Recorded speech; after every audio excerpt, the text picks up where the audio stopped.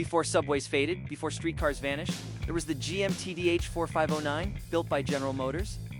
Powered by the legendary Detroit diesel 671190, horsepower of high-pitched mechanical thunder. 35 feet of welded steel, hydraulic shifts, air brakes hissing at every stop.